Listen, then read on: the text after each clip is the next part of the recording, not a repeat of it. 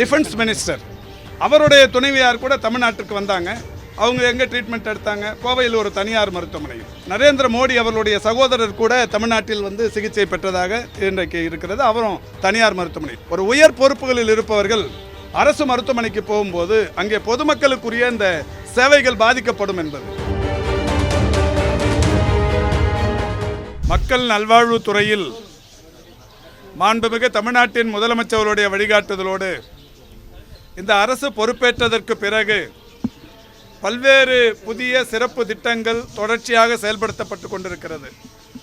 குறிப்பாகவும் சிறப்பாகவும் மக்களை தேடி மருத்துவம், இன்னுயிர் காப்போம் நம்மை காக்கும் 48, வருமுன் காப்போம், இதயம் காப்போம், நடப்போம் நலம் பெறுவோம், மக்களை தேடி மருத்துவ ஆய்வக திட்டம், தொழிலாளர்களை தேடி மருத்துவ திட்டம், சிறுநீரகம் பாதுகாக்கும் சீர்மிகு திட்டம், புற்றுநோய் கண்டறியும் பரிசோதனைகள் என்று மிகப்பெரிய அளவிலான சிறப்பு திட்டங்கள் தொடர்ச்சியாக செயல்படுத்தப்பட்டு கொண்டிருக்கிறது. அந்த வகையில் இன்றைக்கு மாண்புமிகு தமிழ்நாட்டின் முதலமைச்சருடைய அறிவார்ந்த ஆலோசனைகளோடு மிக சீரிய திட்டம் ஒன்று வருகிற 2ஆம் தேதி இங்கே செயல்படுத்தப்படவிருக்கிறது. இந்த திட்டத்தின் பெயர் நலம் காக்கும் ஸ்டாலின். மக்கள் நல்வாழ்வுத்துறையை பொறுத்தவரை நடைபெற்று கொண்டிருக்கிற அனைத்து சிறப்பு திட்டங்களும் நலம் காக்கும் திட்டங்கள் என்றாலும் கூட மிக மிக பிரத்யேகமான இந்த திட்டம் மக்களை மிகப்பெரிய அளவில் கவரும் என்கின்ற வகையில் இந்த திட்டம் வடிவமைக்கப்பட்டிருக்கிறது. தனியார் மருத்துவமனைகளுக்கு சென்றால் முழு உடற் பரிசோதனை என்று எடுத்துக்கொண்டால் ஒரு 15-20 வரை செலவாகும். அரசு மருத்துவமனைகளிலும் கூட ஒரு 4000 வரை செலவாகும்.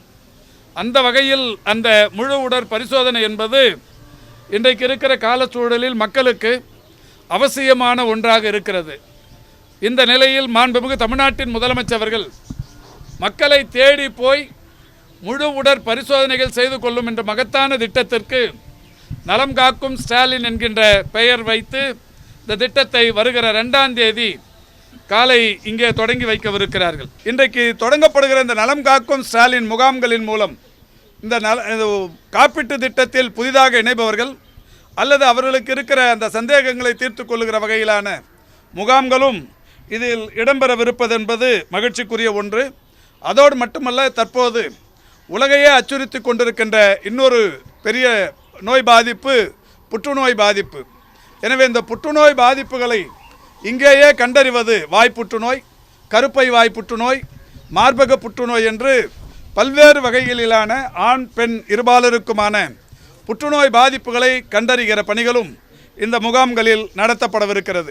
1256 இடங்களில் இந்த முகாம்கள் நடத்தப்படவிருக்கிறது.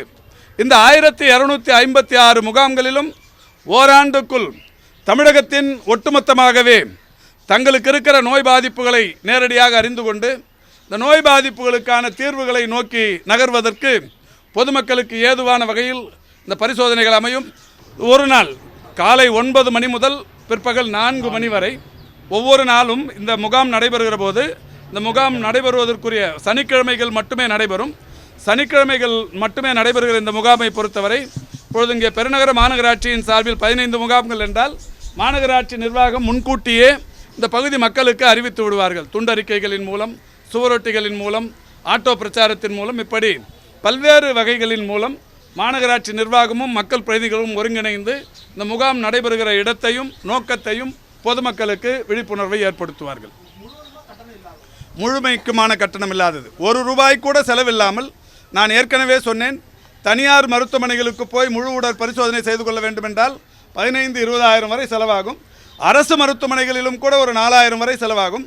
இந்த முகாம்களில் நடத்தப்படுகிற இந்த பரிசோதனைகள் என்பது ₹1 கூட செலவில்லாமல் முற்றிலும் இலவசமான சேவைகளாக இது இருக்கும். தனியார் மருத்துவமனைக்கு நிகராக அரசு மருத்துவமனைகள் வளர்ச்சி பெற்று வருதுன்னு சொல்றாங்க. ஆனா முதலமைச்சர் ஏன் தனியார் மருத்துவமனைக்கு சிகிச்சைக்கு போனாருன்னு சொல்லி தமிழிசை கேள்வி. இப்போ மரியாதைக்குரிய தமிழிசை அவர்கள் ஏற்கனவே ஆளுநராக இருந்தவர். அவர் ஆளுநராக 2 மாநிலங்களில் பொறுப்பேற்றிருந்தார். இந்த 5 ஆண்டு காலத்தில் அவருக்கு எந்த உடல்நலக் குறைவும் வந்திருக்க வாய்ப்பில்லை. இருந்திருந்தால் அவர் எங்கே போயிருப்பார் என்பது ஊருக்கு தெரிந்திருக்கும்.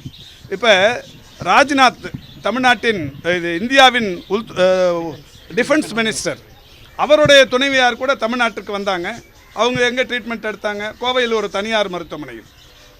பெருமதிப்பிற்குரிய பிரதமர் நரேந்திர மோடி அவர்களுடைய சகோதரர் கூட தமிழ்நாட்டில் வந்து சிகிச்சை பெற்றதாக இன்றைக்கு இருக்கிறது. அவரும் தனியார் மருத்துவமனையில் சிகிச்சை பெறக்கூடாது என்பதல்ல. ஒரு உயர் பொறுப்புகளில் இருப்பவர்கள் அரசு மருத்துவமனைக்கு போகும்போது அங்கே பொதுமக்களுக்குரிய இந்த சேவைகள் பாதிக்கப்படும் என்பது, அவர்களுக்குரிய அந்த பாதுகாப்பு, அந்த மாதிரியான விஷயங்கள் அரசு மருத்துவமனைகளில் மேற்கொள்ளப்படுகிற போது பொதுமக்களுக்கு அந்த மருத்துவ சேவைகளுக்கு இடையூறு ஏற்பட்டுவிடக்கூடாது என்பதால் தான் தனியார் மருத்துவமனைகளுக்கு போகிறார்களே தவிர தனியார் மருத்துவ சேவை, அரசு மருத்துவ சேவை இது மாதிரி அதெல்லாம் பிரித்து பார்க்கக்கூடாது. அரசு மருத்துவ சேவை என்பது இன்றைக்கு மிக சிறப்பாக இருக்கின்ற காரணத்தினால்தான் கடந்த 2021 மே திங்கள் 7ஆம் தேதிக்கு முன் வந்த மருத்துவம் பார்க்க வந்த அந்த பயனாளிகளின் எண்ணிக்கையை விட இப்பொழுது 3 மடங்கு தமிழ்நாடு அரசு மருத்துவமனைகளில் கூடியிருக்கிறது. மருத்துவ அறிக்கை கொடுத்துருவாங்க.